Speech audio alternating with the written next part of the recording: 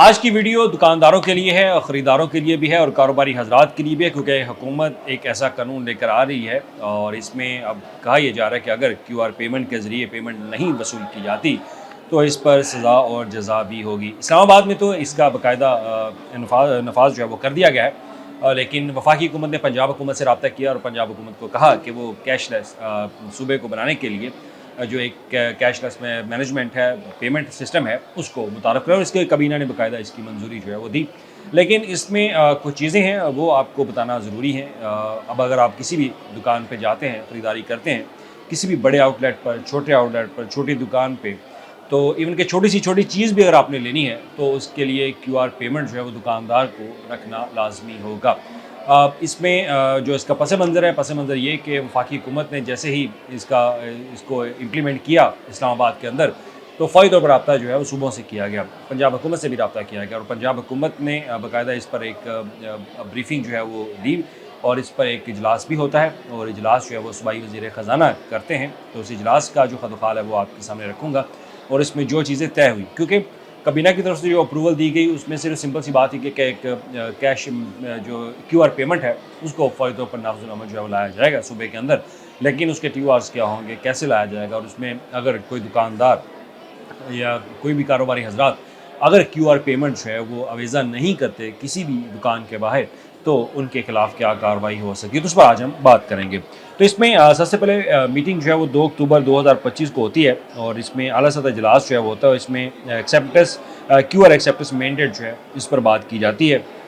और इस कानून के ऊपर मरहलावार जो है बाकायदा इस पर बातचीत की भी गई और इस पर कुछ तजावीज़ जो है उनको निकाला भी गया और कुछ तजावीज़ जो है इसके अंदर शामिल भी की गई। और ये सिस्टम सिर्फ ये कि डिजिटल मुआशरे के ऊपर जो है बात की जाए, अगर देखा जाए तो पूरी दुनिया में क्यूआर पेमेंट के ऊपर जो है वो पेमेंट वसूल की जाती है और इसका काफ़ी अरसे से ये मामला जो है वो चल रहा है। तो अभी भी हमारे पंजाब के अंदर अगर देखा जाए तो मुख्तलिफ शॉप्स के अंदर क्यूआर पेमेंट जो है वो लगा बाकायदा रेस्टोरेंट्स की तरफ से, छोटी छोटी दुकानदारों की तरफ से बाकायदा वेज़ा कर दी गई, लेकिन उस पर कुछ इम्प्लीमेंट जो है वो इस तरह से नहीं हो रहा था क्योंकि कुछ ऐसी शॉप्स हैं, दुकानदार हैं, वो नहीं वसूल कर रहे।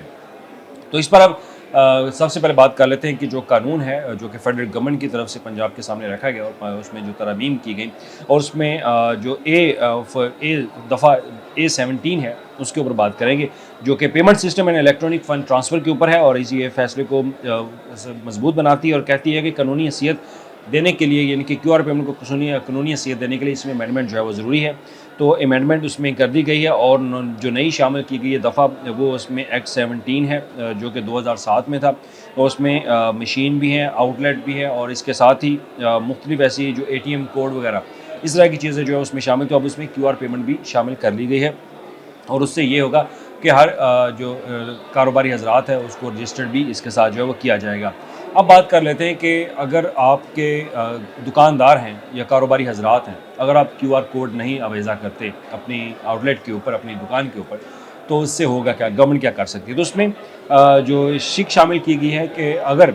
कोई भी दुकानदार या कारोबारी हजरात किसी भी जगह पे वो अगर कोई चीज़ फ़रोख्त कर रहा है तो क्यूआर कोड अगर वो अवेज़ा नहीं करता तो उस पर 2 लाख रुपए तक जुर्माना जो है वो किया जा सकता है। और इसके साथ ही ये भी कहा गया कि अगर कोई ताजिर या कारोबारी शख्स इन हदायत पर अमल नहीं करता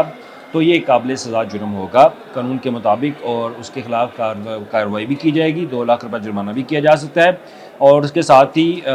उसकी जो नॉन कॉग्निजेबल जो है वो ये जुर्म कंसिडर होगा, जो कि नाकाबिल ज़मानत इसको कहा गया है। तो इसमें अफसर की शिकायत पर आपको गिरफ़्तार जो है वो किया जा सकता है कि कोई भी, अगर मैं एक आम शहरी हूँ, अगर किसी दुकानदार ने क्यूआर पेमेंट जो है उसकी क्यूआर कोड अवेज़ा नहीं किया गया तो मैं एक जो हेल्पलाइन दिया होगा मैं उस पर कॉल करूँगा, कॉल करने के बाद मुतल्लिका ऑफिसर को आगाह करूँगा, मुतल्लिका ऑफिसर उस दुकानदार या मर्चेंट के खिलाफ जो है वो शिकायत दर्ज करेगा तो उसको इस एक्ट के तहत जो है, जो payment statement electronic fund transfer act है उसके तहत वो कार्रवाई करेगा। और इसके साथ ही ये भी कहा गया है कि ये इसमें जो भी कसूरवार पाया जाएगा कारोबारी हजरात पर, उस पर भारी जुर्माना जो है वो आयद होगा। अब इस पर मरहलावार जो अमल दरामद है, तो हुकूमत ने इस पॉलिसी के नफाज के लिए मरहलावार हिकमत अमली अपनाई है, पहले बड़े शहरों में, फिर छोटे शहरों में और आखिर में दही इलाकों में इस कानून का इतलाक़ जो किया जाएगा। हर मरहले में ताजिर को आगाही, तरबियत और तकनीकी मदद फराहम की जाएगी ताकि वो आसानी से इस निज़ाम को अपना सके। अगर आज के दौर में देखा जाए तो हर बंदे के पास जो एंड्रॉयड फ़ोन भी है, लेकिन कुछ ऐसे दुकानदार जिनके पास नहीं सिस्टम होता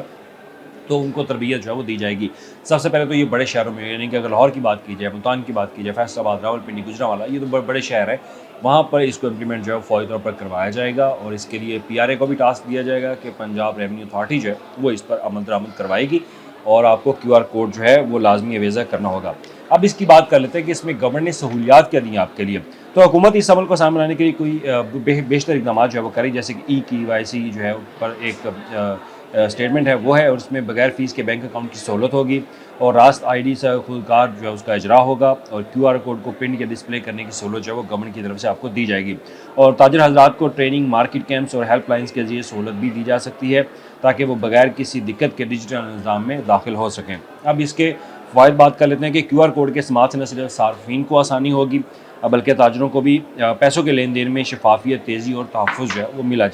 दिया जाएगा। हुकूमत का कहना है कि इससे टैक्स नेट भी बढ़ेगा, ब्लैक मेलिंग जो ब्लैक मनी है उसकी रोकथाम भी होगी और मजमूई तौर पर मईशत ज़्यादा मुस्तहकम और जदीद बनेगी।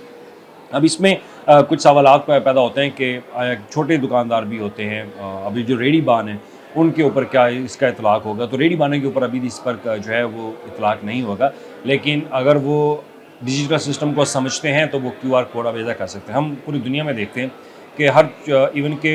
चाइना में अगर बात कर लीजिए तो चाइना में अगर कोई फ़कीर भी कोई कहीं पर नज़र आता, वैसे तो नज़र नहीं आता, अगर नज़र भी आ जाए तो उसने गले में QR कोड लटकाया होता है। जो चाइना गए हैं वो समझते हैं इस बात को कि वहाँ पे अगर QR कोड सिस्टम है, कितना स्ट्रॉन्ग QR कोड सिस्टम है वहाँ पे।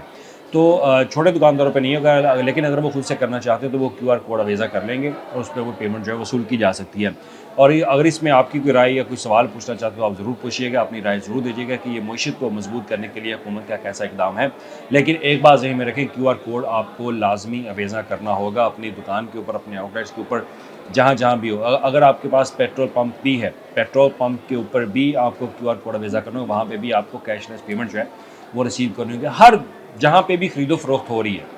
जहाँ पे भी कंज्यूमर सर्विसेज प्रोवाइड की जा रही है, वहाँ पर QR कोड का अवेज़ा होना लाजमी है। अगर आप नहीं करेंगे तो हुकूमत आपके ख़िलाफ़ एक्शन लेगी और 2 लाख रुपए का जुर्माना फिर आपके लिए तैयार है।